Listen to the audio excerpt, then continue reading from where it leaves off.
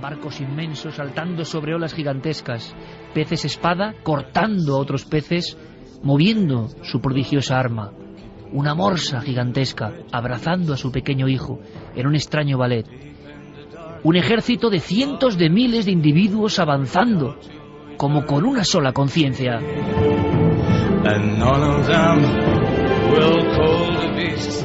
Ballenas impresionantes, 10, 20, 50, 100 al mismo tiempo, siendo captadas por las cámaras. No, amigos, no me pagan nada, evidentemente, los creadores de océanos.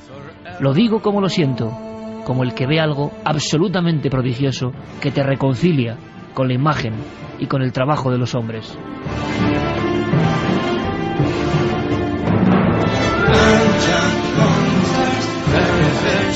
Pocas cosas me han impresionado tanto como esta película, filmación, documental, enorme poesía. Hay un momento en que aparecen los tiburones, los temibles tiburones que siguen inmutables desde hace 250 millones de años y nos miran a los ojos. Y en algunos instantes, los ojos de los hombres hasta contienen más maldad.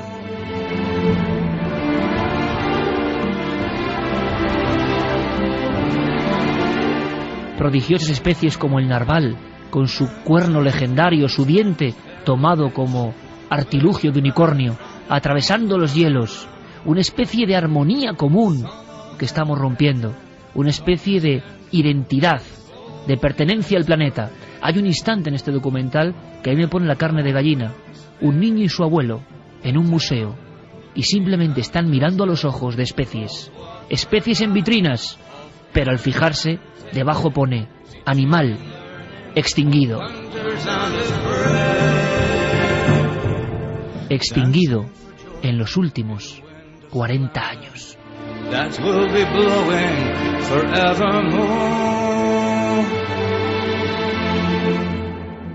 Estamos cambiando los parámetros de comportamiento. ¿Quién es culpable aquí? Los animales están variando también su forma de actuar. Evidentemente es difícil ver al tiburón más lejos de la imagen de sanguinario viajero de los mares, porque es verdad que su poder es tremendo, porque es verdad que es mucho más fuerte que nosotros, pero también esta noticia que viene a continuación da para tanto, para tanta reflexión, para vuestra reflexión también a través de las vías de contacto. Ha pasado en Sharm el Sheikh, en Egipto, y 3 de los aquí presentes hemos nadado en esa playa, y de verdad que no había buena sensación. ¿Tú no has nadado, Javier? Yo no me atreví. Hiciste bien. El único Carmen y yo que sí. hay aquí. Claro, aquí se ve quién es el listo, porque claro, lo lógico era no bañarse ahí. Y quiénes los inconscientes. Y encima sin aletas, porque Manuel Delgado, Sí. nuestro querido amigo, en aquel instante dijo, no quiero, en aquel momento quiero decir, dijo, no quiero pagar las aletas, porque aquí da igual. Y de repente empezamos a hacer una especie de danza, todo eran rocas, no se podía poner el pie. Unos erizos con unas púas impresionantes. Lleva Manuel Delgado, mira ahí, que era una morena roja, con la boca abierta. Dientes. Luego yo quiero subir, como en un lateral de la playa, y había un pez escorpión con todas las púas. Se habla de tiburones, Una raya manta. con motas moradas, de Con picadura motas mortal, moradas, pasando sí. a tu lado. Sí. Y entonces todo eso a la altura, amigos, de la cintura. Claro, el mar rojo, el vergel de especies del mundo. Y se hablaba de tiburones.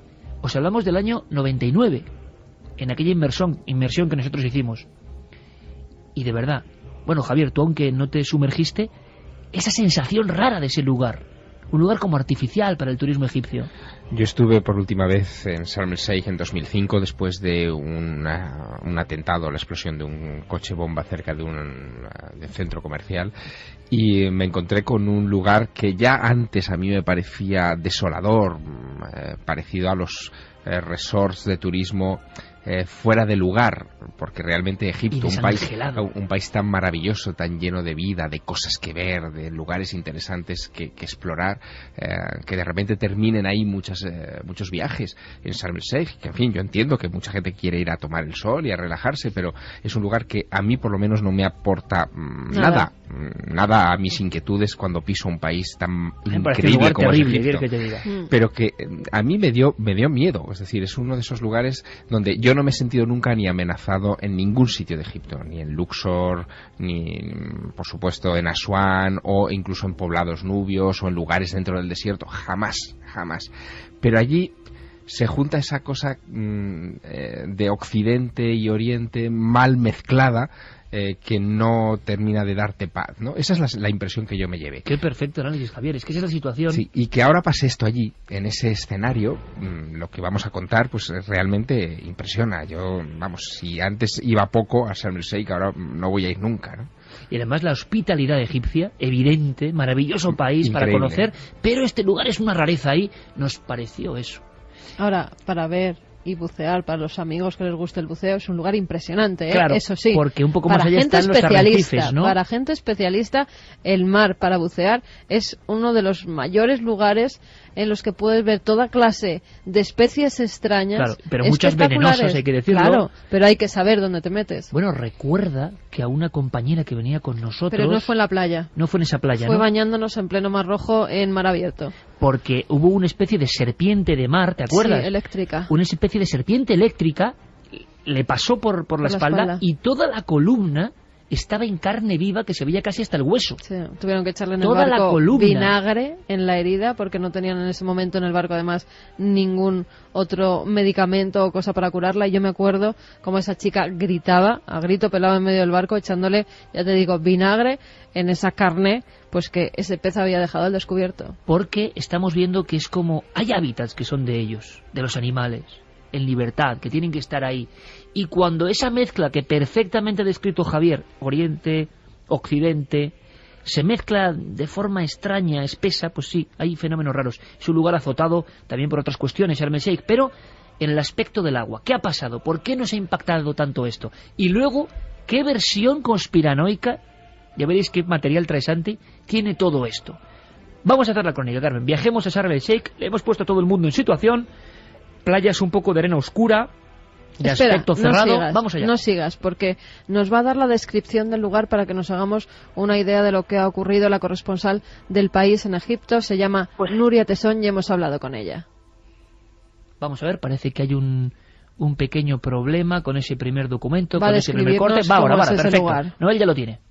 Pues sí, es una zona maravillosa de arrecifes, es una reserva natural en la que se pueden encontrar muchísimas especies de corales de distintos tipos y además una vida submarina de distintas especies de peces y variedades que solamente se pueden encontrar en esa zona. Por lo tanto, atrae muchísimo la atención de todas las personas que están interesadas por el mundo submarino, el submarinismo.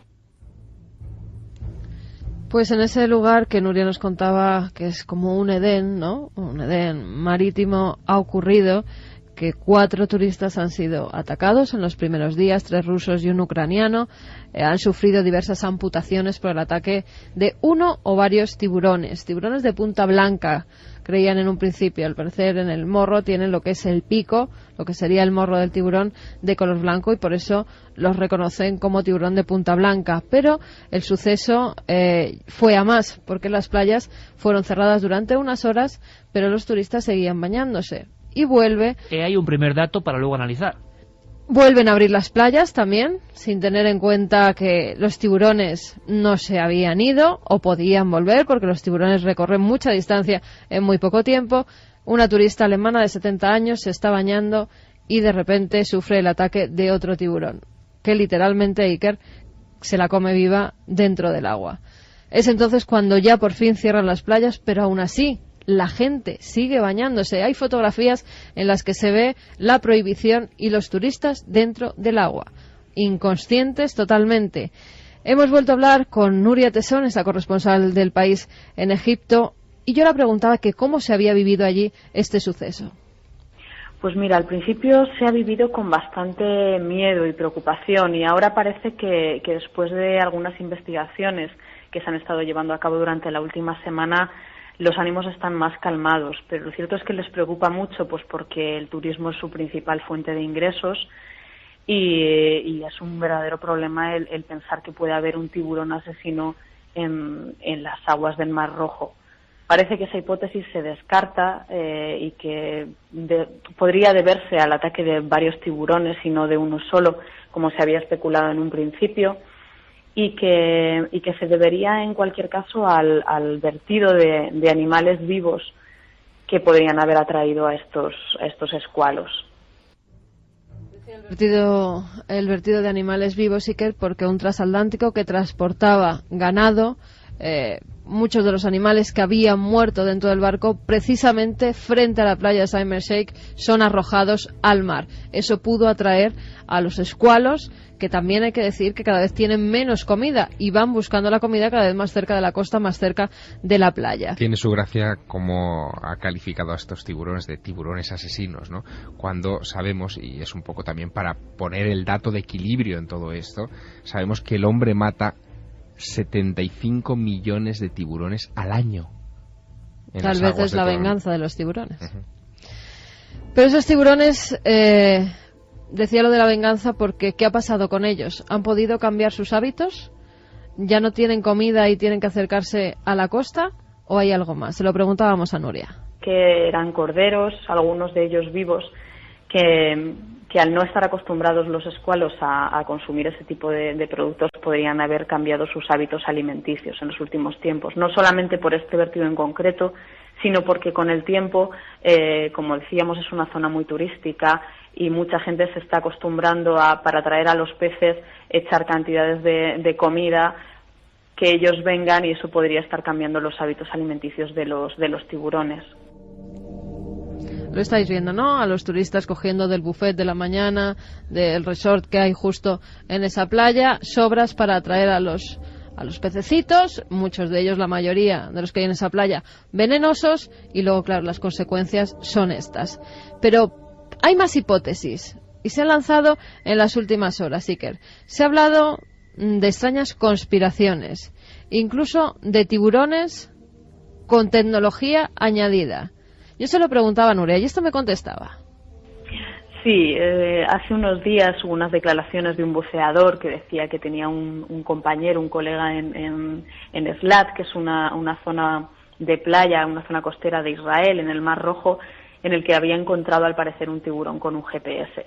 Por supuesto, al principio, todos los servicios israelíes se apresuraron a desmentir esa noticia un tanto fantasiosa, y aunque en un principio el gobernador del Sinaí le dio crédito, pues porque consideraba que se debían barajar todas las hipótesis, al final se desdijo de sus palabras y piensa que no puede ser que los israelíes estén intentando atentar contra el turismo con un tiburón asesino. Bueno, está claro que esto sí que merece una reflexión.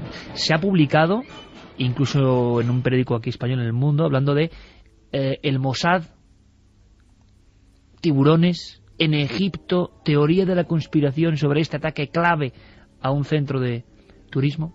Bueno, para empezar hay que tener en cuenta que estamos en Egipto. Y en Egipto las teorías de conspiración, especialmente todas las que tienen que ver con Israel, son muy populares. Estamos hablando de un país, de uno de los pocos países donde los protocolos de los sabios de Sion, un panfleto antijudío universalmente denunciado como fraude, incluso como plagio de una novela, pues no solamente se vende, sino que se vende con gran éxito popular. Con lo cual es lógico. ¿Un tiburón con GPS? Pues poder ser puede, es decir, los biólogos marinos marcan a determinados individuos de especies de lo más diverso para conocer sus hábitos migratorios, sus hábitos alimenticios, es decir, puede ser, relacionar las dos cosas ya me parece tremendo. Ahora bien, que es a lo que íbamos, ¿qué cosas así han pasado? Han pasado. En los años 80, en la base naval de San Diego, se inicia un proyecto que se llama Proyecto de Inteligencia de los Cetáceos, que pues suena como muy bonito. Dice, oye, pues para estudiar la inteligencia de los cetáceos. No. El proyecto consistía básicamente en entrenar a delfines para utilizarlos en operaciones de patrulla submarina. Los barcos, cuando están atracados, los barcos de guerra, son tremendamente vulnerables. Un submarino nuclear en puerto está absolutamente indefenso Y imagínate un submarinista que coloque una mina, un artefacto explosivo potente en el casco de ese barco cargado con un reactor nuclear, cargado con armamento nuclear, etcétera, etcétera, pues puede originar unas consecuencias tremendamente graves. ¿Qué se hizo? Pues en vez de tener submarinistas patrullando las 24 horas del día, se dijo, bueno, los delfines, los animales probablemente después de nosotros más inteligentes que eso de la Tierra, se les puede entrenar para que vigilen a esos submarinos como si fueran sus crías, y también se les puede entrenar para que los defiendan de una forma agresiva. Los delfines parecen muy pacíficos, pero tenemos incluso alguna de sus voces, ¿no? Las míticas voces que suenan tan extrañas como un lenguaje aparte de los delfines. Bien, Santi. Siempre con un aspecto simpático, historias de vidas salvadas por delfines, por ejemplo, frente a tiburones, pero aquí los delfines forman parte de los combatientes, vamos a decirlo así. Claro, porque tienen una agresividad natural. De hecho, una de las cosas más asombrosas del mundo marino es que los delfines son precisamente de los pocos animales capaces de ahuyentar e incluso matar a un tiburón, simplemente utilizando sus hocicos duros como arma y su tremenda potencia muscular que los manda a la velocidad de un torpedo. Básicamente pueden propinar un golpe mortal para casi cualquier criatura que esté en el agua. Claro, los técnicos de la Marina estadounidense esto lo perfeccionaron de una manera tremendamente siniestra, y era dotando a estos delfines de unos arpones, los cuales se colocaban con un arnés en el propio hocico del delfín. Pero esto se llegó a hacer, Santi. Esto se llegó a hacer. O sea, se les entrenó para que en caso, estamos hablando de una instalación como puede ser la base de San Diego o cualquiera de las bases de la US Navy, que son instalaciones prohibidas y por lo tanto cualquier tipo de allanamiento ya se avisa que se puede utilizar la fuerza mortal contra el infractor, es decir, estaban entre comillas en su derecho. Y ese arpón, además, se les entrenó para que lo utilizasen de una forma sobrecogedoramente eficaz, porque no era un arpón normal. Ese arpón que tenían en el hocico era hueco, como una jeringuilla hipodérmica. Otra de las características que tienen los delfines es que tienen una capacidad pulmonar tremenda, lógicamente, para aguantar sin respirar todo el tiempo que aguantan, etcétera, etcétera. De tal manera que cuando clavaban el arpón, lo que hacían era soplar con esos pulmones poderosísimos y literalmente reventar por dentro al objetivo. Ese era el plan y así se les entrenó. También se intentó, pero salía muy caro, se les intentó entrenar para que colocasen minas, utilizarlos como misiles biológicos de alguna forma, para que llevasen adosadas minas y se lanzasen contra barcos, pero claro, el proceso de entrenamiento del delfín salía mucho más caro que comprar el misil ya tecnológico, por decirlo de alguna manera. El gran problema surgió en 2005. Porque el proyecto se abandonó durante una época, pero cuando Al Qaeda atenta contra el destructor USS Cole, de repente descubren una nueva amenaza, que es el terrorismo. Es decir, aquel proyecto se inició para la Guerra Fría se para, pero de repente dicen, bueno, terroristas con equipo submarino pueden hacernos exactamente lo mismo que creíamos que nos iban a hacer los espías rusos. Y el proyecto se reactiva. Pero se reactiva de tal manera que las medidas de seguridad se relajan un poco. Y en 2005, un grupo de estos delfines militarizados se escapa de una base de Florida. La alarma es tremenda, se pone en alerta prácticamente a toda la flota en el Golfo de México para intentar localizarlos. Se da un aviso a submarinistas, a surfistas, a todo el que practica deportes acuáticos de que por favor no se acerque a los delfines porque potencialmente pueden tratarse de unos delfines asesinos, delfines entrenados para matar, y lo cierto es que no han vuelto a aparecer.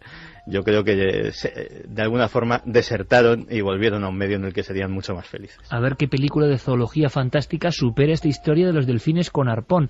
Última hipótesis, creo, Carmen, el asunto de lo nuclear metido también en el tema de Sharm el Sheikh, ahora en las noticias sobre el misterio de los ataques de tiburones de Sharm el Sheikh. Sí, hemos pasado de la conspiración a pruebas que se pueden estar haciendo en un lugar cercano. Pruebas nucleares que pueden estar alterando también el sentido de los tiburones.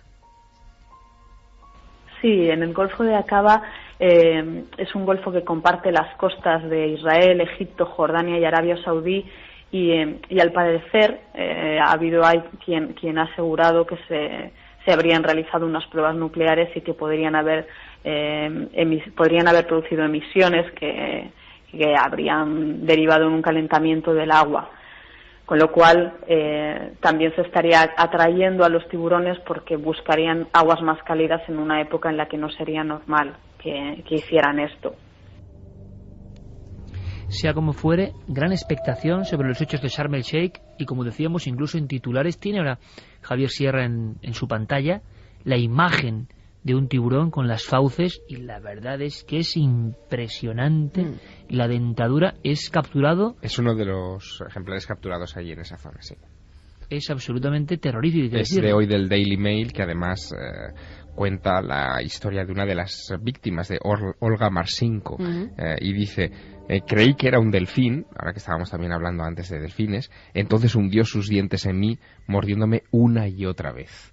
Esta mujer está todavía en el hospital del Cairo, con un brazo prácticamente devorado por uno de estos tiburones, y salvó las piernas gracias a que llevaba puestos las chanclas. Entonces el tiburón parece que se enredó con el calzado y con eso evitó que la devorase. Tremendo. Después de estos hechos, preguntaba a Nuria Tesón, recordemos que es la corresponsal del País en Egipto, que cómo estaban viviendo en estos momentos, que qué habían hecho, quién había ido a estudiar a estos ejemplares, ¿se sabía algo nuevo? ¿Las playas seguían abiertas o estaban cerradas del todo? Esto nos contestaba Nuria. Pues las playas siguen cerradas. Se abrieron por unas horas hace un par de días, pero volvieron a ser cerradas ante el temor de que se produjeran nuevos ataques. Porque como algunos expertos consideraban hace unos días, algunos expertos del Centro de Biología de Egipto, no se sabe cuándo pueden atacar. Los tiburones se mueven con mucha facilidad, pueden recorrer cientos de kilómetros en un solo día, entonces no se puede abrir ninguna parte de las playas porque puedes tener una abierta y efectivamente en la siguiente puede haberse movido el tiburón, entonces no hay seguridad, por lo que siguen cerradas. 3:30. Ahora bien, paradigma de nuestro tiempo, no sé qué pensáis, chicos, estampa perfecta de lo que es el turismo masificado y los comportamientos que hemos visto, por lo menos yo los he visto, en ruinas, con yacimientos arqueológicos, con el paisanaje propio, porque muchas veces, y tengo que decirlo porque lo siento así, y a veces es que pasa con compatriotas nuestros, van a otros lugares creyendo que tienen derechos sobre los demás, o que las cosas son como de atrezo, que todo les pertenece. Mira qué tiburón, vamos a ver si nos hacemos una foto. O sea, hay cosas tan extraordinariamente arriesgadas que el viajero que ha viajado un poco no haría jamás, que se rompen, se vulneran constantemente. El ejemplo es personas bañándose después de que hayan amputado miembros a 4 individuos y han matado y han devorado prácticamente a otra. Y la gente, ¿cómo vamos a perder el día de playa? ¿Hay que bañarse? Pues hay que bañarse. Es el mismo principio, y quizá yo esté un poco mozo con todo esto de... En esta exposición hay un cuadro que es muy famoso y todo el mundo remolinado y da igual, no saben lo que se ve ni lo que se deja de ver, y otros cuadros mucho más importantes están sin ni un solo espectador, ¿no? La sensación de la globalización extrema y del comportamiento un tanto obtuso, y que seguro que yo mismo he caído, cuidado, muchas veces en esto, he procurado no hacerlo, pero es que lo veo, cuando viajo lo veo, como si todo fuese una estampa que han puesto para nosotros, y si hemos pagado el viaje X o el hotel X tenemos derecho a todo. Y claro, sí, pero no con solo un tiburón... eso, no solo eso, Iker, habiendo pasado esto, estando los científicos estudiando, vuelven a abrir las playas. Pues por eso. Porque en estos pocos días un 20% de los viajes que iban a Sharm el Sheikh han sido suspendidos, han sido anulados. Y es antes el turismo que la vida de las personas, ¿no? Lo estamos viendo. Pero es que en nuestro país también pasa. En nuestro país en verano se ven tiburones por el mar, cerca de la costa, y no se cierra ninguna playa, porque sería una pérdida para los chiringuitos tremenda. No, y para todos es verdad que es una pérdida, pero claro, estamos jugando con vidas humanas. Si alguien ha tenido alguna experiencia con tiburones, es bueno que nos la cuente también, porque claro que son unas máquinas poderosísimas, pero también... Claro, normalmente no atacan al hombre. Claro, normalmente no atacan, efectivamente se asustan del hombre. Pero claro, cuando prueban el hombre, dicen los especialistas, somos tan vulnerables que es muy fácil atacarnos. Ahora habrá que tomar ciertas medidas. Va y se abre la playa y luego se vuelve a cerrar. Es absolutamente increíble y que pase en lugares, como muy bien ha descrito Javier, que son también de postal, una postal como impuesta por el turismo masivo, en fin, eso puede dar más problemas. Espero equivocarme. Vamos, Noel, con una música que puede ser antesala de ese término que ya aparece en todos los boletines, en todos los informativos, Wikileaks. ¿Y por qué Wikileaks? Porque parece que están apareciendo ya materiales que tienen que ver con nuestros temas, esos temas que os interesan.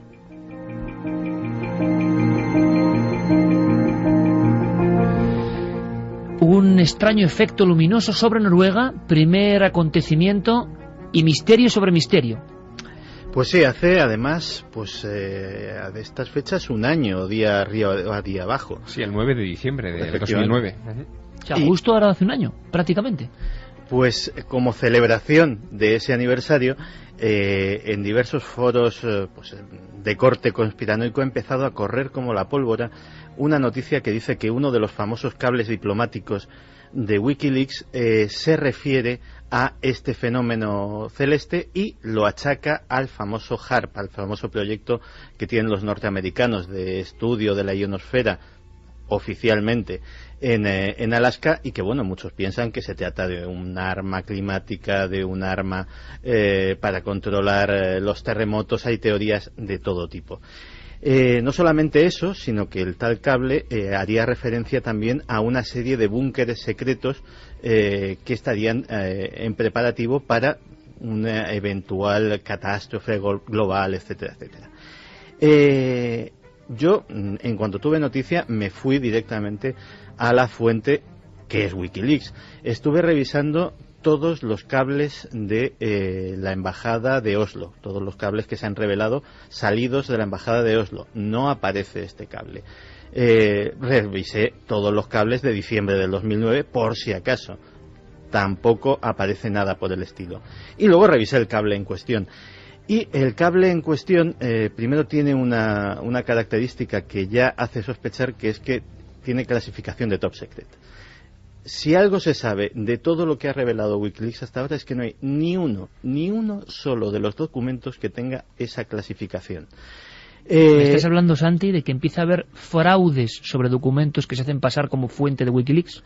No me atrevería todavía a calificarlo de fraude, porque tanto yo como lo mandé a un par de colegas de mi confianza que saben de estas cosas. Amigos tuyos. Sí, y automáticamente me... Que tienen que volver tus amigos algún día, También, volverán. Y nada, apenas media hora después recibí contestación y hemos llegado a la conclusión de que si es un fraude perpetrado por una persona que conoce muy bien el tema.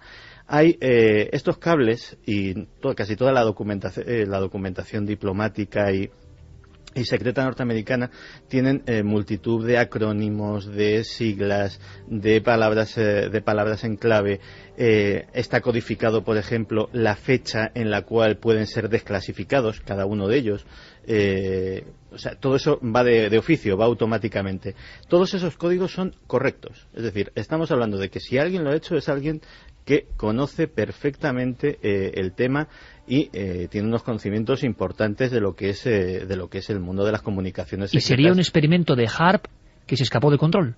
Sería un experimento de HAARP que tuvo, no tanto escapado de control, sino que tuvo una consecuencia indeseada, demasiado visible, por Carlos, decirlo de alguna manera. una cosa importante, compañero.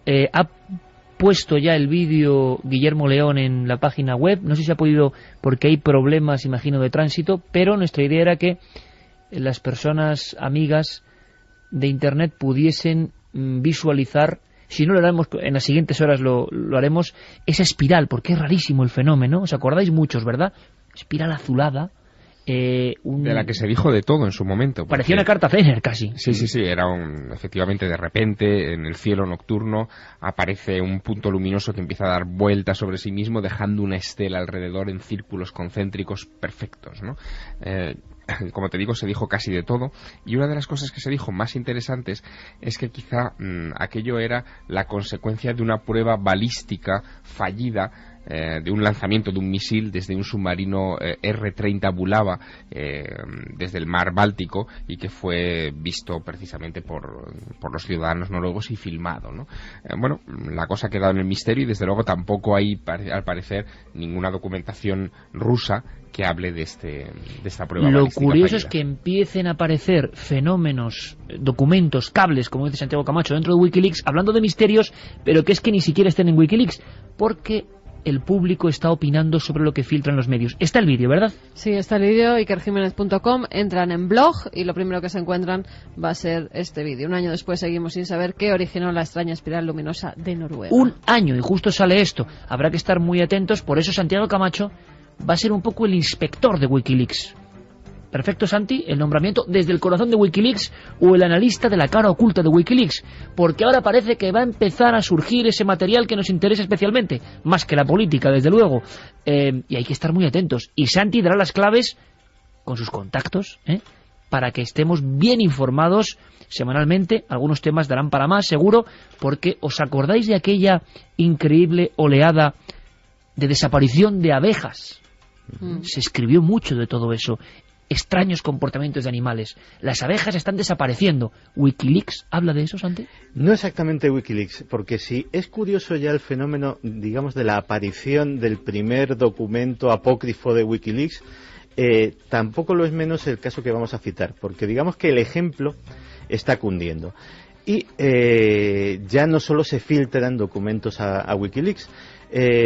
Tom Theobald es un apicultor de Colorado, muy activo, miembro de varias asociaciones del ramo, etcétera, etcétera, y alguien le ha filtrado un documento, un memorándum interno de la EPA. La EPA es la Oficina de Protección del Medio Ambiente estadounidense, en el cual confidencialmente se habla de que las desapariciones masivas de abejas en buena parte del mundo pueden deberse a un pesticida o a una clase de pesticidas, los neonicotinoides, que la propia EPA habría autorizado por creerlos absolutamente inocuos para otras especies que no fueran las que están diseñadas, pero que el principio activo, que al parecer ataca al sistema nervioso de los insectos, es tan poderoso que también está afectando a las abejas, y podría ser esta la clave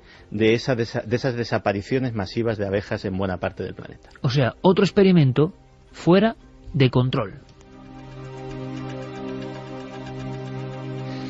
Wikileaks y Wikileaks paralelas que van surgiendo nos van a dar mucha información. Es el sueño de Santiago Camacho, de cualquier conspiranoico, que empiece a haber revuelo por una parte y por otra, empiecen a salir documentos y empecemos también nosotros a conocer cosas que seguían bajo el secreto, por lo menos ocultas en el marasmo del mundo diplomático.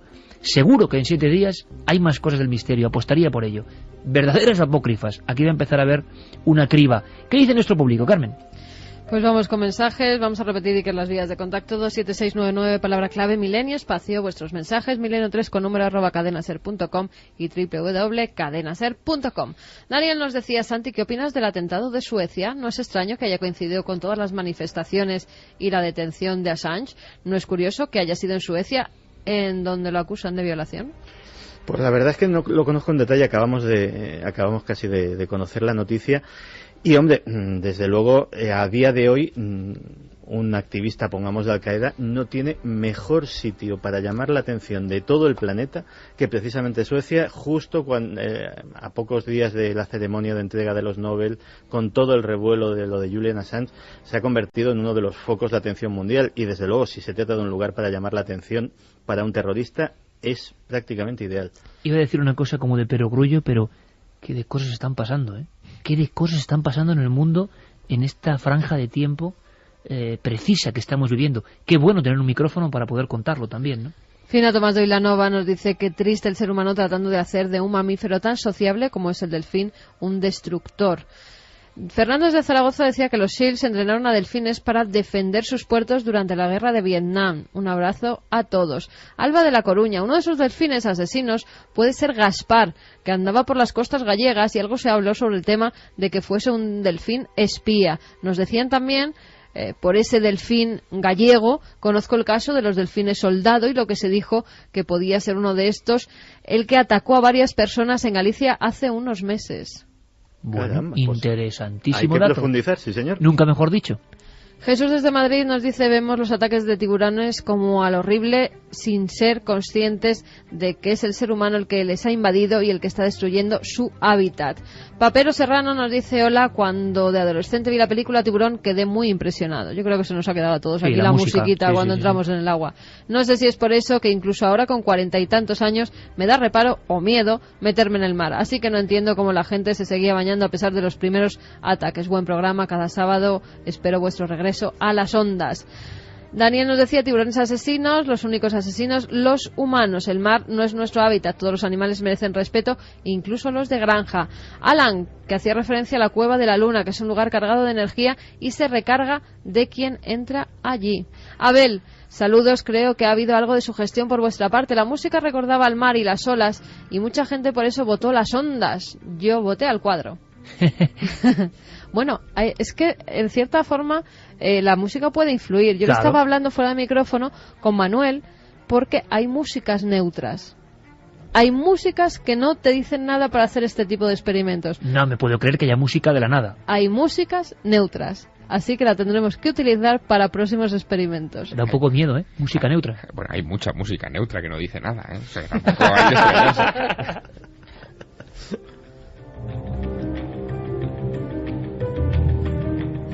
Jesús desde Madrid nos decía: este experimento me recuerda al mismo proceso al que se sometió Napoleón dentro de la gran pirámide de Keops.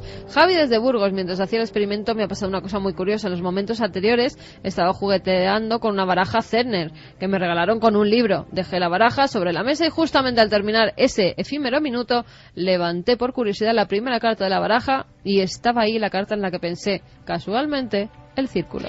Vamos luego con más mensajes porque, importante, hoy, un día de diciembre, apretado de acontecimientos, prácticamente un año de la espiral sobre los países nórdicos. Carlos Largo tiene el informe preciso sobre qué pasó tal día como hoy. Efemérides. Quizá luego Santiago Camacho nos dé un apunte que tiene que ver con la Gran Pirámide y con un hombre, un símbolo también, que se recuerda, John Lennon.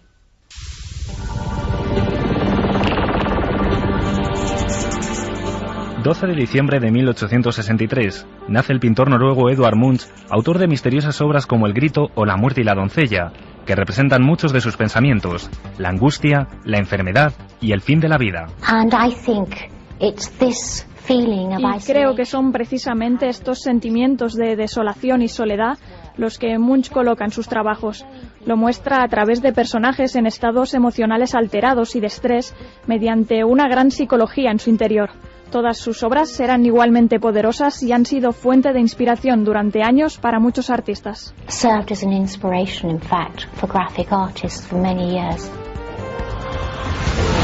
12 de diciembre de 1924, el ingeniero español Juan de la Cierva realiza las primeras pruebas de su nuevo invento, el autogiro, aparato precursor de la moderna aviación que trasladó desde Cuatro Caminos hasta Getafe, en Madrid. Hacía los modelos matemáticos, hacía los diseños, hacía los modelos matemáticos, construía los aparatos y después los volaba. Y eso le dio un entendimiento soberbio de toda la teoría de alas giratorias, que es también su obra, porque claro, eso es la que alimentó el autogiro. Pero básicamente, con ayuda de varios matemáticos muy insignes, entre ellos el profesor Rey Pastor, aquí en España, pero básicamente desarrolló también la teoría de vuelo de alas giratorias, que es quizá una de las teorías más complejas en aerodinámica hoy. 12 de diciembre de 1935, el jefe de las SS, Heinrich Himmler, funda una de las organizaciones más terroríficas de la Alemania nazi, el proyecto Lebensborn. A fin de alcanzar este propósito, Himmler urgió a los miembros de las SS a tener cuantos hijos pudieran con mujeres de raza aria. Estos niños habrían de convertirse en la columna vertebral de una nueva generación de nazis racialmente puros. 12 de diciembre de 1955, nace Sisto Paz Wells, fundador de la denominada Misión Rama, grupo peruano al que pertenecieron hasta 300.000 españoles entre 1976 y 1980, generando toda una fiebre por los contactos extraterrestres durante aquellos años. Yo no quería hacerlo porque no quería ni engañarme yo, ni engañar a nadie, menos algo que era ridículo. Pero tanta fue la insistencia que simplemente para demostrar que no era verdad, nos prestamos para repetirlo, y me sorprendí mucho cuando nuevamente recibo un mensaje y se nos dice que vayamos a 60 kilómetros al sur de Lima, porque el 7 de febrero del año 74, a las 9 de la noche, veríamos aparecer la nave, y esa sería la confirmación de que el contacto era real. 12 de diciembre de 2004, la efeméride de Milenio 3. La nave del misterio se trasladaba hasta Extremadura para conocer algunos de sus misterios. Una noche llena de sorprendentes historias como la de Antonia Batista, la niña endemoniada de Villafranca de los Barros. En la villa de Villafranca, en 9 días de octubre, sus mercedes don Mateo Vaca Liria y Diego López Barragán, alcaldes ordinarios de esta villa, por su majestad, abren, por mandato de la reina gobernadora, en persona del licenciado José Beltrán de Arnedo, un pliego para la investigación del caso de una niña de 3 meses y medio, hija de padres portugueses estantes en esta villa, que habló inexplicablemente por el mes de septiembre pasado ciertas palabras. Nos han preguntado mucho, evidentemente, por la situación de ese ser malévolo, Chapman, y lo que poca gente sabe, estoy seguro, Santi, es que John Lennon, entre su vida de aventuras y de conexión con el misterio y lo sobrenatural y lo esotérico, pasó una noche como Napoleón en la Gran Pirámide. 79, concretamente, John Lennon y Yoko Ono están viajando por Egipto y consiguen permiso para pasar una noche dentro de la Gran Pirámide. Eran unos apasionados de la cultura egipcia. De hecho, se cuenta que John era una persona que era un coleccionista y comprador compulsivo, y se hizo, nadie sabe cómo, con varias momias egipcias que guardaba en el sótano que tenía en el edificio Dakota. Con dinero todo recompra. Y John Lennon tenía momias en el Dakota. Claro, vamos a ver. El día 8 se cumplió. Está sembrado, Santi. O sea, delfines con arpón. Wikileaks apócrifo. Todo en Egipto. Todo en Egipto. Sí, señor. Claro, el pasado día 8 se cumplieron 30 años de la muerte de Lennon. Y aproveché para repasar algunas cosas que tienen que ver con lo oculto y con el misterio en la vida y en la muerte de John Lennon. Por ejemplo, muy poca gente sabe también que John Lennon y Yoko Ono tenían un tarotista en su corte, digámoslo así, de cabecera, que era Charlie Swan. Charlie Swan acudía prácticamente todas las semanas y muchas veces, varias veces a la semana, al apartamento del edificio de Dakota, pues ya era casi como un amigo, y a echar las cartas. En la última semana le salía insistentemente a John Lennon, cada vez que abría una carta le salía la carta de la muerte. Y Charlie Swan le intentaba apaciguar y le decía, no, si no pasa nada, esto significa cambio, va a significar que este va a ser tu año. Esta vez yo creo que el significado de esa muerte fue bastante más literal de lo normal. Por otro lado, Yoko Ono estuvo coqueteando con temas como la brujería, como la santería. Viajó a Colombia a visitar a una famosa hechicera a la que pagó $60,000 para que le enseñara algunas de sus mejores maldiciones. Es decir, hay toda una historia, pero David Chapman, el asesino, tampoco se libra, porque se ha hablado de lo demente que estaba y está, de los 10 años que se tiró odiando mortalmente a John Lennon, pero por ejemplo una cosa que se ha contado muy poco es su vinculación con el satanismo. Chapman, hay un momento previo al asesinato de John Lennon que se empieza a interesar por estos temas y que hace rituales satánicos en su casa, desnudo, con música de los Beatles. Maltrata a su mujer en aquel momento en un paroxismo extraño de violencia y planea hacer una verdadera masacre, porque no era John Lennon el único que quería matar. Santi, vamos a hacer una cosa. Dossier, próxima semana, John Lennon y su lado oculto. Da para ello. Claro, es que yo creo que es increíble. Estamos ya en el tiempo de esos cambios de música, de la buena energía, de los oyentes. La semana que viene, Santi, Dossier John Lennon, ¿te parece? Hecho. Es increíble. Primero, gracias a toda la gente, ¿verdad, Javier? ¿Verdad, Carmen? En Toledo, sí, que estuvo con nosotros presentando el libro de unos buenísimos amigos, de Javier y de Luis, grandes conocedores de Toledo.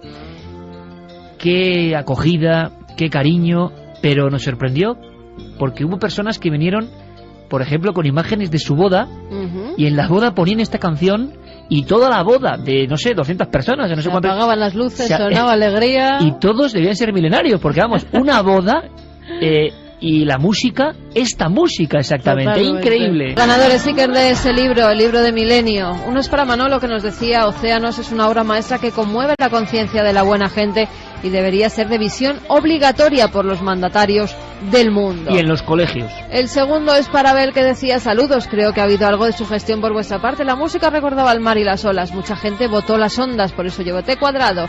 Y el último es para Manu de Huelva, que decía que todos hemos tenido esa sensación, la estrella por la fecha y las ondas por su posición centrada en la imagen. ¿Acaso hacernos pensar a todos los participantes no es mágico? ¿No es tremendo imaginarnos a todos concentrados en esta alerta psi? Alerta psi, qué bonito, qué bonito. Y lo de los 10 cielos, que seguimos recogiendo vuestras recomendaciones, los mejores 10 cielos de España, para hacer otra alerta diferente. Lo que es mágico es, bueno, Santiago Camacho, imagínate. Javier Sierra, que lo sabe absolutamente todo, me acaba de poner una cara alzando las cejas, diciendo... Bueno, pues no diciendo, transmitiéndome una impresión. Yo lo he entendido enseguida. Qué maravilloso es que los oyentes sigan sorprendiéndonos y enseñándonos cosas. 3 y 8 minutos. Yo casi me sigo cuadrando, como hacen los militares, porque claro, la voz de Germán de Ergomosa, la voz de Fernando Jiménez del Oso, la voz de Uri Geller, de Íñigo, de JJ Benítez, todo eso concentrado en el túnel del tiempo, que es la forma de, como dicen algunos expertos ahora mismo de la física cuántica, casi vagar entre universos paralelos. Ir al pasado para aprender de él y quizá entender el futuro. Nuestro guía, nuestro cicerone, Diego Marañón, desde Cantabria. Buenas noches, amigo. Buenas noches, Iker, ¿qué tal? Dejamos el tema en Interruptus, ¿verdad? Con Ocurrió fuera del estudio. Y si te parece, Diego, sí, vamos a recordar con un corte un instante. Así, de alguna forma, suspendimos la primera emisión, lo dejamos ahí, inerte el asunto. Cueva de la Luna como protagonista, Titulcia, provincia de Madrid, y un individuo mítico ya para nosotros. Esta semana se ha convertido en un icono, José Santamaría, suena icono a plomo. Sí. Su historia es la de un hombre que pasa una serie de horas, pero que no cumple la promesa, ¿no?, de alguna forma, Diego. Sí, José Santamaría es un hombre absolutamente normal y corriente que tuvo que pasar además por una especie de casting, que esto nos lo dijimos el otro día, en el que Antonio José Ales había convocado, bueno, una serie de sujetos y fue el elegido para pasar 24 horas en la Cueva de la Luna, en la localidad de Titulcia, como decías. También comentamos la semana pasada que José Santamaría no había conseguido esa proeza, pero había conseguido un récord que para nosotros ya era bastante importante teniendo en cuenta el lugar. Había estado 15 horas, algo más de 14, casi 15 horas en el interior de la cueva. Luego quiero comentar y reseñar sobre la Cueva de la Luna, que es parte de este túnel del tiempo importante además, que me ha sorprendido, un documento que nos ha llegado que me ha sorprendido, pero hilamos con el final del túnel del tiempo anterior. Antonio José Ales nos cuenta con su maestría habitual una estampa: José Santamaría, a las 15 horas de pernoctar en esa cueva, que Santiago Camacho conoce muy bien y luego nos va a contar cosas, llega derrotado, destruido. Este es el documento, se oye bastante mal, año 80, medianoche, Cadena SER, afinad el oído, amigos, porque merece la pena.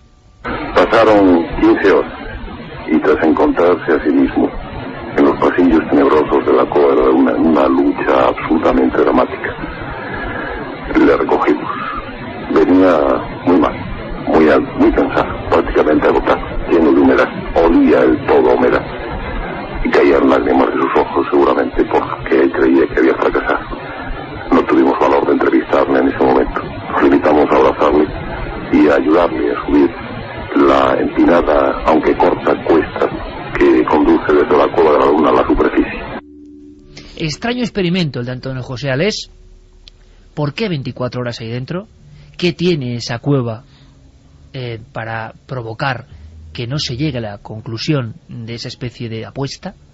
Y ese hombre sale con ese aspecto que parecía un poco de película o de escena de Goya. Alguien embozado, le dan algo para protegerse, huele a humedad, se ha fundido con ese lugar que late extraño. Y esta semana nos propusimos encontrar el documento que nos desvelase algo más. José Santamaría, estaba en la grabación y la hemos encontrado gracias a la labor de un buen amigo, Ramón Álvarez, que yo creo que tiene la mayor fonoteca, sin duda, de medianoche, que es un hombre meticuloso, y le mando un gran abrazo, porque nos está ayudando mucho, y encontró el documento Santa María. Pero encontró algo más, Carmen, encontró algo más, Santi. Diego ya lo sabe también. Un artículo de Antonio Josales en la revista 10 Minutos, que en aquel entonces era un poco su depositario de conocimientos, ese medio, Insólito, se llamaba la sección, o Mundo Insólito. ¿Y qué ocurre? Que Alés dice algo ahí interesante. Dice que va a bajar alguien a la Cueva de la Luna a ver si aguanta 24 horas.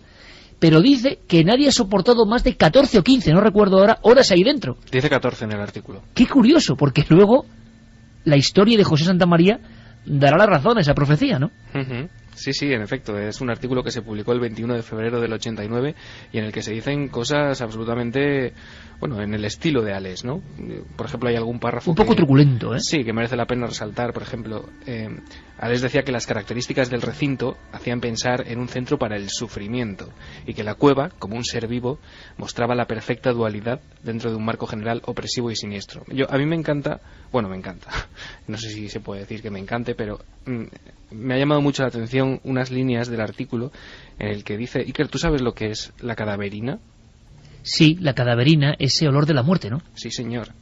Alés decía: en una de las muchas hornacinas de la cueva sentí, de la mano de esta vidente que la acompañaba, el olor putrefacto de la muerte, la cadaverina. Claro, eso, por ejemplo, el doctor Cabrera y otros especialistas lo han comentado en alguna ocasión, ¿no? Un olor muy especial, muy especial. Bueno, pues con ese hálito casi de la muerte rodeando a Alés y a su experimentador, encontramos, gracias a Ramón Álvarez, la voz de José Santamaría. Nos habla el hombre está como cohibido, ¿verdad, Diego? Y habla de miedo de verdad. Bueno, es que hay que decir que José Santamaría era una persona absolutamente normal, que nunca había estado delante de un micrófono, que no se dedicaba a pasearse por los medios de comunicación. Y sí, como dices, hemos encontrado la voz de Santamaría gracias a Ramón Álvarez. En el primer corte que vamos a escuchar, ya tras haber salido de la cueva, tras haber descansado, después de que el equipo de Medianoche le haya dado café y le haya animado un poco, nos va a contar que impacta realmente, que pasó miedo y que a pesar de que dice también que el único peligro quizá allí era su mente, sí que pasó miedo. Ocurrieron cosas en la Cueva de la Luna, o todos fueron imaginaciones de José Santamaría, o todos fueron ruidos que se pueden identificar.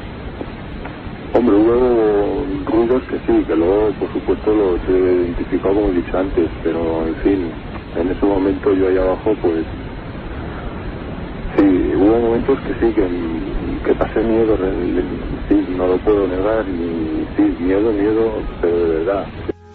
Miedo, pero de verdad. 3:15. Pido disculpas una vez más por el sonido, pero bueno, así son, hay grabaciones que han aguantado mal el paso del tiempo, pero creo que el esfuerzo de pegarse a los cascos o al receptor merece la pena. Cuando mañana cientos de miles de amigos descargan el podcast, pues también es lo que tiene, está muy bien y lo agradecemos, pero la compresión del sonido va a hacer bien difícil la audición de esto, van a aparecer psicofonías. Pero hay algo más, hay un instante, pasadas 6 o 7 horas, que José Santamaría, en mitad de la Cueva de la Luna, empieza a hablar solo, como en una especie de trance, y a contar pensamientos que a él luego la vergüenza que se puedan escuchar porque no tienen nada que ver quizá con lo que él puede contar al exterior. Es como que la cueva saca de él lo que lleva dentro, y durante horas sin parar se pasa el tiempo hablando ahí dentro en la oscuridad. Sí, he pasado cosas que pueden ser a lo mejor para futuros años de mi vida que me pueden valer para algo. De todas maneras, como comenté, soy de por sí una persona muy cerrada, no soy muy abierta, no sé, y creo que a gente que no me conoce, que me escuchará hablar anoche, no sé, dirá, pues esta persona, no sé, o dice cosas que no concuerdan o que no son lógicas, pero en fin, yo hablaba, decía lo que me pasaba por la mente. Hay un instante, Diego, en el cual parece que José Santamaría, en la absoluta soledad y oscuridad de la Cueva de la Luna, o habla consigo mismo, o su subconsciente empieza a hablar, pues el misterio, ¿no?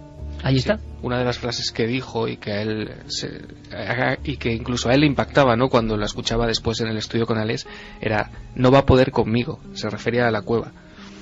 no va a poder conmigo, y sin embargo a las 15 horas desiste. Exactamente, desiste, no puede más y pide al equipo de medianoche que entrena por él porque no puede soportar más estar encerrado en la Cueva de la Luna.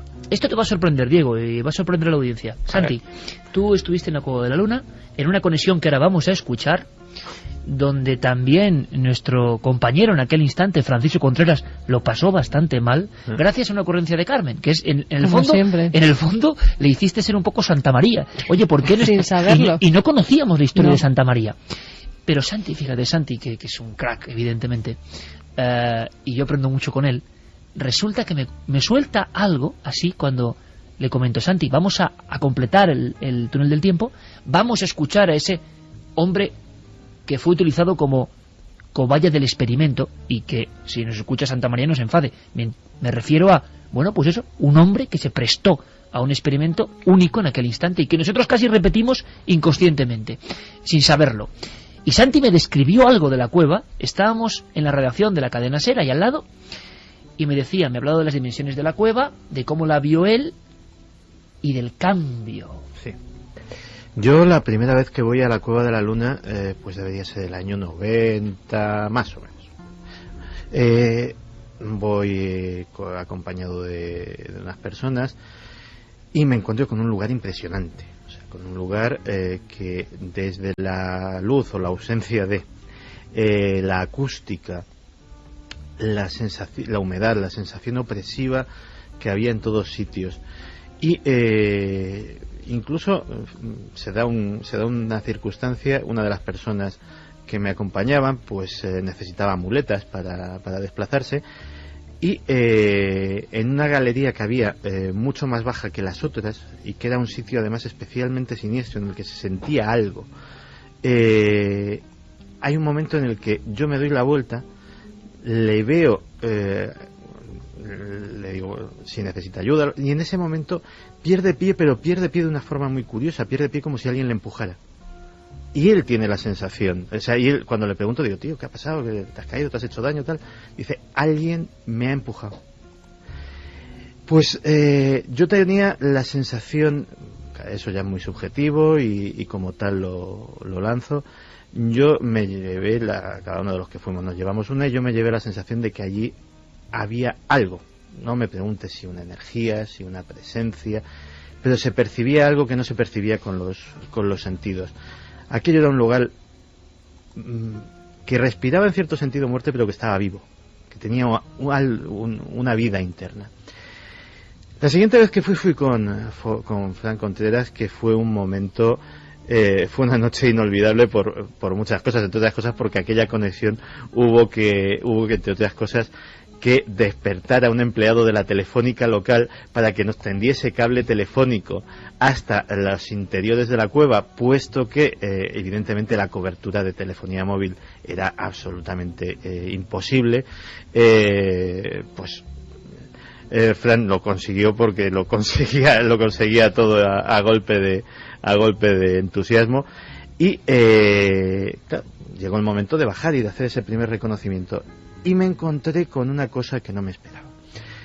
Aproximadamente en esos años, un cuarto de la cueva, que son unas galerías, que no es ni grande ni pequeña, sino todo lo contrario, pues a lo mejor todo cabría en este estudio, que es un estudio grande. Eso sí que lo puedo decir. No, tal vez en dos. Fue una proporción más, dos estudios como este, sería una proporción más exacta al tamaño normal. Pero en esos años, un cuarto de la cueva, una esquina, la esquina, digamos que según enteras por la escalera de caracol que da acceso, estaría a mano izquierda, había tenido un derrumbe serio. Ya había zonas que no estaban accesibles, y sobre todo ya no se podía hacer el circuito redondo, cuadrado, completo. Y había otra cosa. Fuera lo que fuese, por el derrumbe o por lo que fuera, esa sensación había desaparecido por completo. Había muerto lo que había ahí. Exactamente. O sea, yo tuve, insisto, esto es muy poético, muy subjetivo, pero es como lo viví. Casi, creo que hasta, si no lo dije en voz alta, lo pensé y dije: estás muerto. O sea, ya lo que sea no habita aquí, no está.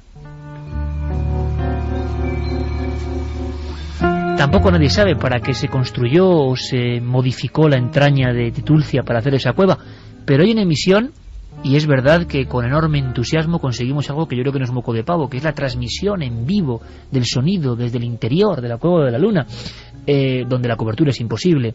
Hay esa grabación, y Diego has extraído un fragmento concreto donde Francisco Contreras hace casi de improvisado Santa María, porque Carmen le propone con muy buen tino, aunque luego nos sorprendemos también, porque estábamos siguiendo los pasos de Alés, ¿por qué no se quedaba en total aislamiento dentro de esa cueva, no? Sí, ocurrió en septiembre del 2005, en Milenio 3, como dices, y lo que le pedisteis a Fran era que hiciese el famoso ritual de la vela, o la experiencia de la vela, que consiste en básicamente recorrer la Cueva de la Luna a la luz solo de una vela y en completo silencio y, por supuesto, en completa soledad. Fran lo intentó y la verdad es que yo creo que es un corte, aparte del misterio que conlleva, es un corte simpático. Pues yo no sé si alguien sabe cómo es la prueba exactamente. Yo no sé si hay una tradición concreta. Con altavoces decía que era recorrer la cueva, una persona completamente sola, con la vela. Carmen, eso es lo que decía con altavoces, ¿no? Bueno, mientras voy preparando, ¿me tengo que estar a solas? ¿Completamente a solas? Sí, completamente solas. Santiago, es lo que dice la prueba, ¿no? Santiago, sube un momento a la entrada, César, Antonia, que me tengo que quedar solo. Con la cámara de vídeo hemos tenido problemas, curioso. Suele pasar en esos lugares llamados de poder, que las baterías se vienen abajo. Pues oye, te escuchas y todo. ¿Dónde estás exactamente ahora? A ver. En la cúpula. En la cúpula. ¿Hay que hacer algún tipo de recorrido por cada uno de los brazos de esta cueva? Ahora mismo hay 2 galerías que se pueden visitar bien, y lo que empieza es el recorrido. Estoy andando por la principal. La verdad es que el silencio es un poquito acongojante. Carmen, por favor.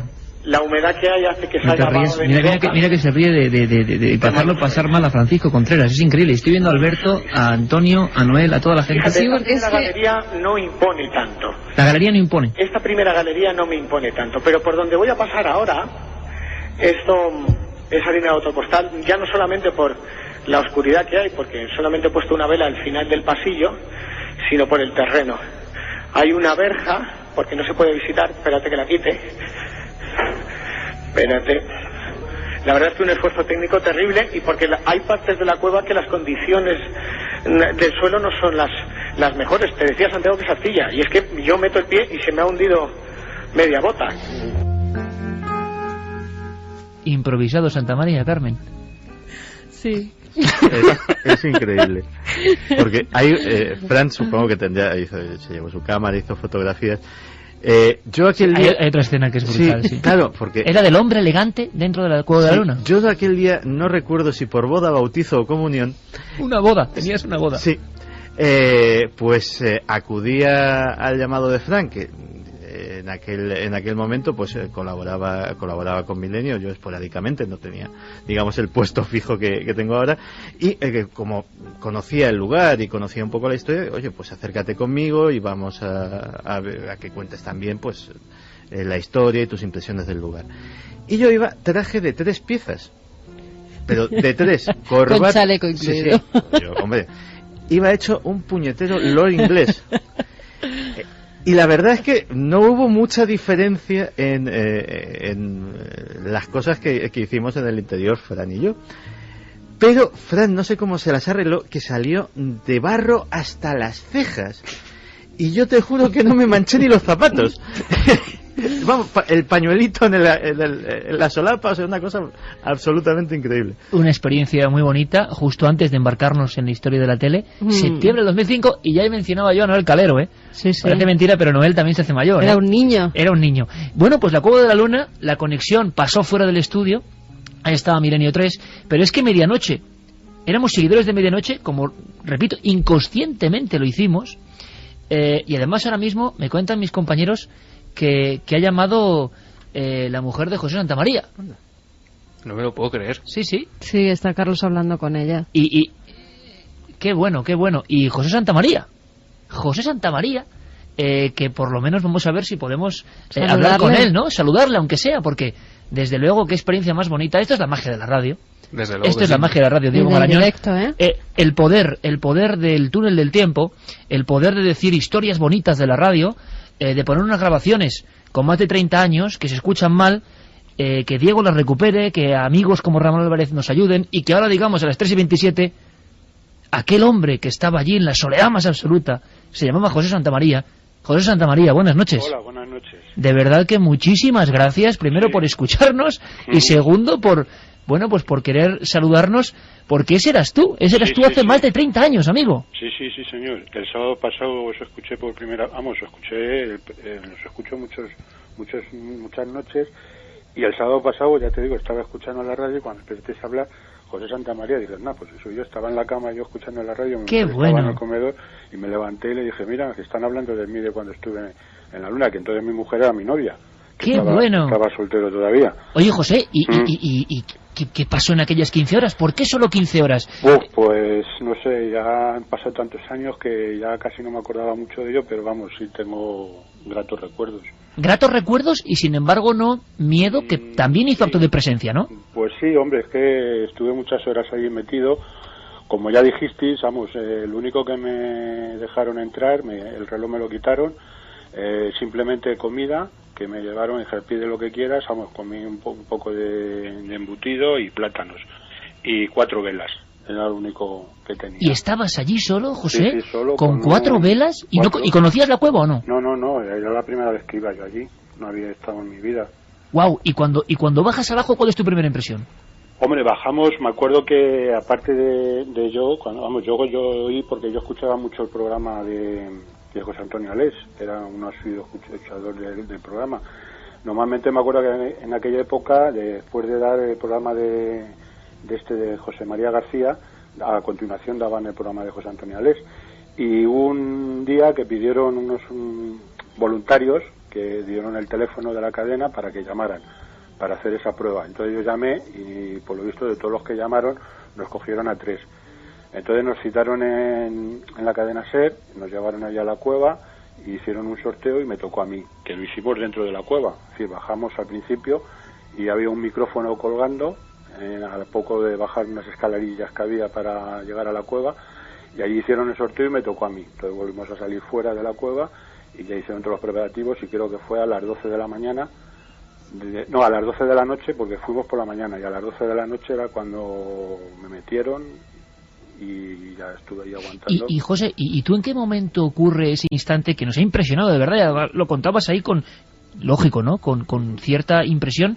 ¿En qué momento empiezas a hablar como con tu propia mente? ¿Qué pasa ahí? Pues yo, al poco tiempo de estar allí, la noción del tiempo la pierdes. Ya no sabes si llevas 1 hora o llevas 2 o llevas 3 horas, porque allí, según me explicaron, habían puesto muchos micrófonos que yo podía hablar y ellos me escuchaban, yo lo que no les escuchaba a ellos. Si yo al retorno de que ellos me hablaran o si comentaban algo, yo no oía nada. Yo estaba solamente allí y había muchos micrófonos restaurados por donde la cueva, y allí pues nada, hablaba y iba ya caminando, cuando me cansaba me tumbaba, me hice en un recuebeto allí, como una especie de tienda de campaña donde tumbé un saco de dormir que tenía y hice unos montoncitos donde puse así las velas encendidas, no tenía nada más que la comida y las velas, porque el reloj y eso me lo quitaron, y daran vueltas por allí, inclusive hasta mal suene, tuve que hacer mis necesidades allí en la cueva.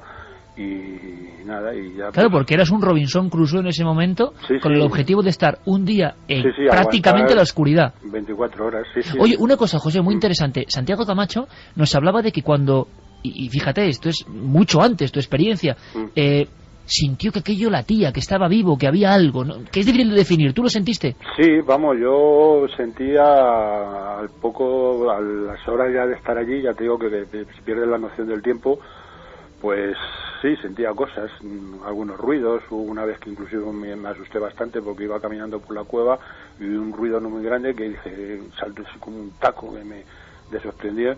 Y luego me comentaron ya una vez fuera que por lo visto era como una especie de una cantarilla y que debía de pasar algún coche y todo, pero claro, yo en la cueva no me imaginaba que fuera aquello.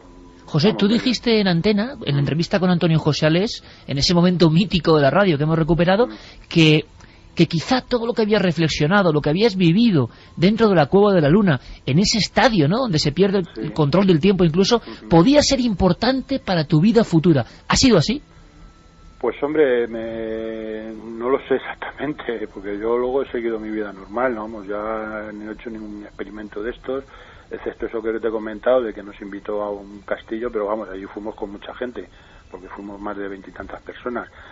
Y no, vamos, no que me haya afectado mucho, pero vamos, yo me sentí allí, hubo un momento en que sí, que me sentí un poco mal, empecé a hablar de cosas de crío, de pequeño, que me habían pasado y no sé, ahora mismo no recuerdo, pero vamos, me tiré muchas horas hablando solo, allí sin nada, como si me... ¿Afloraron recuerdos, por ejemplo, de la niñez de repente? Sí, de cosas de pequeño, de cuando era crío, más joven, y sí, vamos, fue una experiencia bonita, aunque con un poco de miedo. O sea, que tiene esa doble cara, como decía Les, por un lado la impresión, pero por el otro lado es como, José, porque la imagen es maravillosa, un hombre, 4 velas, el centro de la tierra de Titulcia, y como si te estuvieras entrevistando a ti mismo o a tu pasado. Sí, fue una cosa parecida de esa, sí. ¿Y por qué en la hora número 15, José, no aguantas más? ¿Qué pasa? ¿Qué te obliga a subir? ¿Qué recuerdas? Pues ahora mismo no tengo muchos recuerdos así, pero vamos, que me encontraba como agobiado, no sé, ya te digo que no sabía el tiempo que llevaba allí puesto, no sabía si llevaba 4, 5, 6 horas o 12, que no tenía ni idea a la hora que era.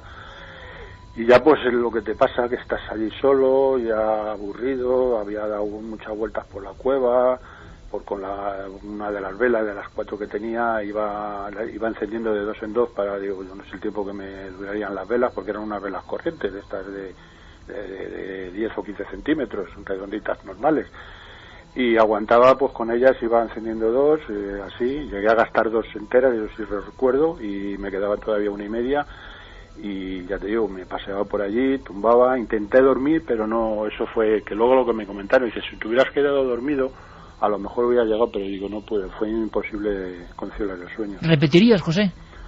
Pues hombre, no lo sé, yo creo que ahora sí, porque ahora es una persona más madura, más, aunque tampoco era muy joven, vamos, ya tenía unos años, pero vamos, sí me gustaría a lo mejor intentar repetir el caso, a lo mejor ahora sí aguantaría 24 pues igual lo intentamos. José Santamaría, ha sido un honor que vivir contigo este momento de radio. Estaremos en contacto. Un fortísimo abrazo, compañero. Gracias. Nada, muchas gracias a ti y un abrazo para todos del programa. Un abrazo muy grande, José Santamaría. Adiós.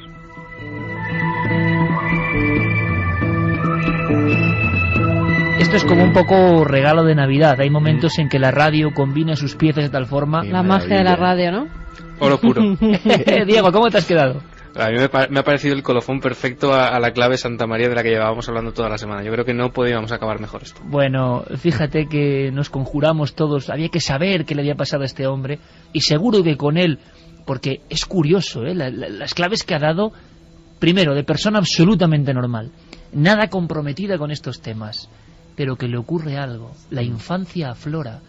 Y ha descrito, Santi, algo que es como si, en fin, siguiese tu discurso. Hay como 2 lados muy claros ahí. No, eso... Fíjate que hay una controversia enorme sobre qué es la Cueva de la Luna, en qué fecha se construye, de dónde procede el sello templario que hay en la cúpula, porque las tesis más conservadoras hablan de una construcción muy posterior, posiblemente del siglo XVI. Y sin embargo tiene, fíjate, todas las... Me estaba acordando de tu experiencia en el Asclepeion. Tiene todas las connotaciones de un lugar hecho para imaginar y para sacar cosas del interior de la gente. Alés llega a hablar de útero maligno, es un poco fuerte, ¿no? Pero llega a decirlo. Sí, y desde luego, no sé si... Bueno, nunca... La verdad es que no conozco a nadie que le haya inspirado cosas demasiado buenas. Eso, y en eso me incluyo. Pero efectivamente sí que de útero tenía mucho de estar absolutamente aislado en un claustro impenetrable, y sí que una experiencia de soledad allí tenía que ser, yo no lo intenté en ninguna de las dos ocasiones, pero puedo concebir que tiene que sacar del interior de una persona, o al menos en la época en que aquel recinto estaba intacto, tenía que sacar cosas insospechadas. Pues el tema, dice Carlos Largo, que está candente, que mucha gente está llamando, que vive experiencias allí, así que tenemos que hacer algo, de nuevo, sin duda alguna, porque Alés, controvertido, polémico, pero también maestro en la comunicación, sin lugar a dudas, hablaba de ¿y qué menos misterio que la mente? En una entrevista cueva contigo mismo. se sueñan cosas muy extrañas, ¿eh? Totalmente de acuerdo. Muy extrañas. Y el tiempo pasa de forma distinta. Yo he tenido la oportunidad de dormir en Nyon, ¿no? En Nyon, en Francia. Casi nada. Del cansancio que tenía ya del rodaje que llevábamos tan duro, que mientras hacíais una grabación estaba además... una de las cuevas más impresionantes del mundo. Sí, había muchísima ¿Y recuerdas algo del humedad. sueño? Recuerdo ir flotando en un lago oscuro. Una experiencia como de un viaje volando sobre un lago. Eso es lo que recuerdo. Auténtico regalo de Navidad. ¿Eh? Placentero. Sí. Auténtico regalo de Navidad. En fin, esto radiofónicamente hablando, yo entiendo que haya gente, evidentemente, que digan, bueno, pues un testigo. No. Para nosotros es muy especial y sabemos por qué lo decimos. Que de pronto, en la noche, ese testigo hace 30 años, José Santamaría, pues diga, aquí estoy, y os estoy escuchando. Y del que nunca hasta ahora se había vuelto a saber nada, desde aquel 13 de octubre del 81. Es que nunca había vuelto a salir a la palestra, es increíble. Y tan increíble, Diego. ¿Qué te parece si ponemos broche? Hablaremos de acontecimientos diferentes ocurridos, porque solo de Milenio 3, fuera del estudio, y muchas cosas. Pero ¿por qué no ponemos broche, homenaje a Alés y a eso que hablo yo de la fuerza de la comunicación, que lo convertía todo en un acontecimiento, sí que decirlo? Luego Alés tendrá detractores, no tendrá detractores. Al final, el pozo que queda es, en mi opinión, es que tú oías la voz de Alés en la noche. Esa dupla, José María García y luego el misterio. Tú oías y te quedabas escuchando, y punto. Puedes estar de acuerdo, no, pero no quitabas la oreja. Y como muestra, una experiencia... Es que esto es increíble, Carmen, es que luego de alguna forma hemos ido haciendo, sin saberlo, experiencias que ya hizo Alés. Decía Diego Marañón, Alés estaba ahí, ¿no? Siendo pionero, haciendo cosas, radiofónicamente hablando. La experiencia del cementerio. Sorprendente, no solo lo que van a hacer, sino cómo lo describe Alés, ¿verdad, Diego? Sí. En 1980 ocurrió esto. Alés decide realizar un experimento en uno de los cementerios más antiguos de Madrid. Es curioso porque no dice en qué cementerio en concreto, simplemente deja ese dato ahí. Fue una experiencia, como dices, absolutamente pionera, en la que el director de Medianoche reunió a otros voluntarios, en este caso a 15, a los que equipó con magnetofones, para intentar grabar psicofonías en ese recinto. Fue quizá la primera alerta psicofónica sin llevar ese nombre. Año 80, Diego. Año 80. En estos micrófonos, el túnel del tiempo, es que es increíble, ¿no? Hemos dicho, nos permite aunar casi universos y vagar por ellos, y de repente hemos hecho un bucle y hemos encontrado al testigo José Santamaría, o nos ha encontrado a nosotros mejor, en la noche de la radio. Bueno, pues, ¿cómo describe Alés, la voz de Alés, cómo pinta un cementerio? Nos encontramos en un cementerio de Madrid, uno de los más viejos cementerios de la capital de España. Estamos al lado de la tumba de un poeta, reunidos con un pequeño grupo de amigos de la medianoche que nos han acompañado para realizar este experimento. Nosotros no tenemos ni idea si vamos a obtener o no alguna psicofonía, pero a eso venimos, a intentarlo.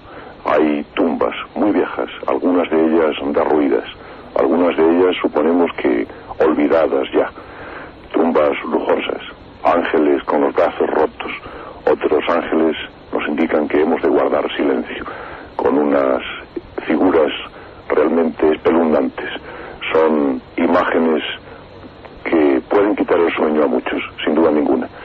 Tumbas derruidas, decíamos, que tal vez ya no exista nadie de aquella familia que con todo el amor y todo el cariño las erigieron. Sin embargo, aquí siguen. Hay nichos en la pared, nichos con las lápidas reventadas, lápidas rotas. No estamos buscando un misterio más en esas lápidas, simplemente lo contamos, lo indicamos como un detalle que estamos observando en este momento. 15 personas con unos 6 magnetofones aproximadamente, pequeños grupos de trabajo, con 6 magnetofones a quienes les han entregado unas instrucciones de cómo deben de realizar las psicofonías. Antonio José Alés, la radio, año 80. Qué descripción, Diego. No sé si se sabe algo del experimento, de qué pasó. Sí, bueno, los resultados no brillaron más bien por su ausencia. Quiero decir, después en ese mismo programa él hacía unas entrevistas a esos mismos voluntarios en las que preguntaba qué les había parecido la experiencia. Supongo que también el hecho de que la experiencia se realizase a las 5 de la tarde, que es algo que no se menciona en ese corte, supongo que tampoco ayudaba a una especial sugestión por parte de los voluntarios. Pero es curioso. Pues más mérito tiene describir eso. Fíjate que cuando dice en esa descripción, estamos al lado de la tumba de un poeta. Yo creo que el discurso gana en enteros de forma impresionante, solo con eso. Pues yo creo que no puede haber mejor colofón para el túnel del tiempo que haber tenido esta intervención absolutamente inesperada. Una noche en Madrid, hay que también imaginar la sorpresa del propio José Santamaría, ¿no? 30 años después, alguien le recuerda la SER como vehículo y dice, voy a llamar. Maravilloso. Las dimensiones, los mundos paralelos, todo es posible en este mágico circo extraordinario de la radio. Diego Marañón, amigo, un abrazo muy grande. Seguiremos vagando en el tiempo, ¿verdad? Seguiremos, y sobre todo con estos alicientes. Otro para vosotros y feliz Navidad. ¡Feliz Navidad, amigo! Lo has oído. No estás solo. Milenio 3. Cadena SER. Con Iker Jiménez. Dicho coloquialmente, la sueca en este asunto. Lo de la sueca referente al Wikileaks tiene su cierta gracia, y que estaría sobre todo motivado por la intensa crisis y por los graves déficits presupuestarios que tienen todos los gobiernos del mundo, intentando dar largas en el asunto para demorar esa colaboración. Informe Wikileaks de la semana. Va a ser un pelotazo esto, Santi. Va a ser un pelotazo porque el mundo está cambiando. Esta semana resucita de repente. Era más problema del que parecía. Por mucho que se haya silenciado, el misterio de Palomares, enero, año 66. Operación Broken Arrow, flecha rota, 4 bombas atómicas. Y quedan cosas por hacer. Palomares sigue plantando cara. ¿Cuántos secretos van a ocurrir? Iremos hablando, Santi. Se habla de incluso una Wikileaks para temas españoles. Quizá la semana siguiente, en 7 días, podamos dar más cuestiones, más luz. ¿Y es verdad todo lo que cuenta Wikileaks? Bueno, de momento están saliendo cosas que para el misterio son importantísimas. Uno de los grandes temas de la conspiración, las bombas perdidas de Palomares. Ahora, lo que pasó tal día como hoy. Y en unos minutos, vuestros mensajes y los ganadores y la encuesta. Pero ahora, ¿qué pasó en las efemérides, en la historia y en el misterio? 18 de diciembre de 1938, el alemán Otto Hahn realiza con éxito la primera fisión de uranio de la historia, un gran avance que aceleró los procesos de obtención de energía a través de este elemento químico. El uranio es un metal como el hierro o el oro. Se utiliza como combustible en las centrales nucleares. Dentro del reactor, el uranio se encuentra en forma de pequeñas pastillas cilíndricas de óxido de uranio. Las pastillas se hallan apiladas dentro de unas varillas perfectamente herméticas. A su vez, grupos de estas varillas forman los llamados elementos combustibles. 18 de diciembre de 1946, nace Steven Spielberg, creador de obras maestras como Tiburón, E.T. o La lista de Schindler, todo un fenómeno en nuestros días que sigue arrasando en taquilla con cada uno de sus estrenos. Hice que Goethe me prometiera que iba a recomendarle. No le ocurrirá nada malo, recibirá un trato especial.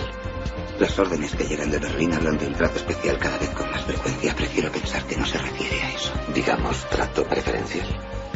¿O tenemos que inventar un nuevo lenguaje? Creo que sí.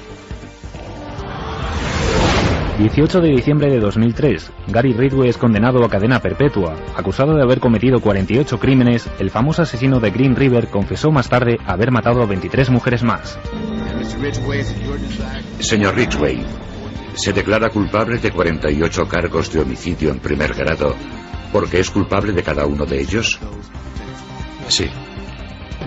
Por la muerte de Wendy Lee Cofield. Culpable. Colin R. Brockman. Culpable. Yvonne S. Antosh. Culpable. 18 de diciembre de 2004, el asteroide Apophis es visto por segunda vez después de que 6 meses antes fuera descubierto por un equipo perteneciente a un observatorio de Arizona. Desde entonces, la mayor preocupación que ha generado en los científicos ha sido su posible choque contra la Tierra. En la actualidad, los científicos buscan el modo de prepararse para tal peligro cósmico. Una posibilidad es la de destruir el asteroide. Pero otros opinan que eso podría agravar el problema, al enviar varios fragmentos del asteroide hacia nosotros en vez de solo uno. 18 de diciembre de 2005, la efeméride de Milenio 3. La nave del misterio volvía al siglo XVIII para recuperar un viejo caso ovni español. Así nos lo daba a conocer el historiador y archivero municipal de Socuéllamos, Francisco Javier Escudero.